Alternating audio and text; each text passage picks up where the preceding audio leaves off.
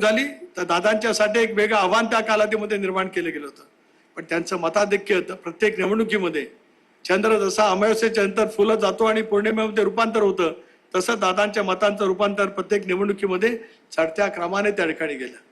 पण उभ्या महाराष्ट्रामध्ये बाधांकर करत संबंध महाराष्ट्रामध्ये पक्षाच्या उमेदवारांना निवडून आणण्यासाठी दादा पहिल्या दिवसापासून अर्ज भरण्यासाठी बारामतीला यायचे आणि उरलेले सगळे दिवस महाराष्ट्रातल्या पक्षाच्या उमेदवारांना निवडून आणण्यासाठी प्रयत्नांची पराकाष्ठा करायचे.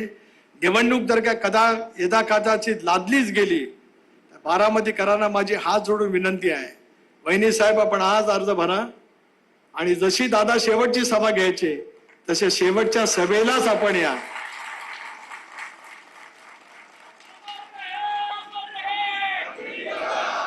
खऱ्या अर्थाने बारामतीकरांना मी विनंती करतो हात जोडून, आपल्या या लोकोत्तर दिवंग नेतृत्वाला श्रद्धांजली कशी असेल, अर्ज भरल्याच्या नंतर शेवटच्या दिवशी वहिनी साहेब या ठिकाणी येतील आणि या देशातल्या विधानसभेच्या निवडणुकीमध्ये जितका विक्रमी मतांनी जोड विजय झाला नसेल तितक्या विक्रमी मताधिकाने वहिनी निवडून आल्याच पाहिजेत. ही साथ, भावनिक साथ दादांचा सहकार्य म्हणून मी आपल्याला या निमित्ताने करू इच्छितो आहे.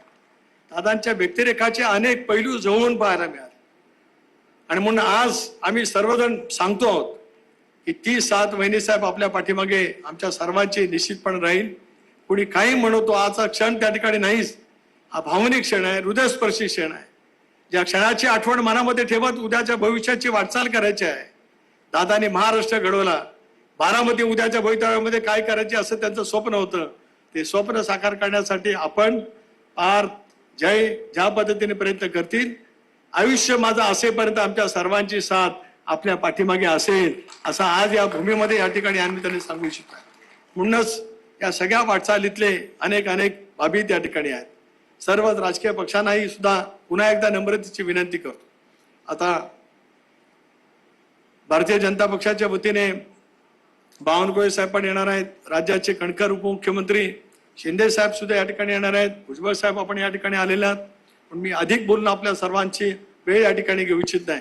पण मी मगाशी जे बोललो ते पुन्हा एकदा व्यक्त करतो की निवडणूक बिनविरोध व्हावी आणि जर काही निवडणूक बिनविरोध होणारच नसेल तर शपथ सांगतो, 52 सालापासून डॉक्टर बाबासाहेब आंबेडकरांनी संसदीय लोकशाही प्रणाली व्यवस्था या देशाला दिली.